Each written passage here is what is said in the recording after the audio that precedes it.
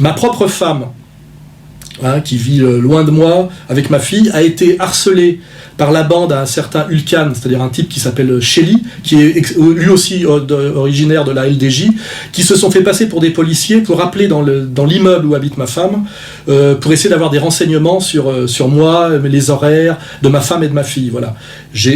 On a évidemment porté plainte à la police. La police nous a dit qu'ils ne pouvaient pas faire grand-chose car il n'y avait pas de menace de mort. Or, sur certains blogs, ces jeunes de la bande à ce fameux Ulcan se vantaient de la tondre et de la violer. Voilà. En plus de tout ce dont je vous ai parlé, ce petit Grégory Shelly faisait menacer ma femme et ma fille de viol et de tonsure, voilà, en se faisant passer pour des policiers. Tout ça tombant gravement sous le coup de la loi, en appelant les voisins, etc. Tout ça a été constaté, plainte a été déposée, etc. Mais tout ça pour vous dire jusqu'où ça va. Voilà, c'est pour ça que faire une vidéo du mois, c'est beaucoup de travail et c'est aussi beaucoup de tension. Je ne tiens pas le couteau par le manche, au cas où vous ne l'auriez pas compris, je le tiens par la lame. Voilà.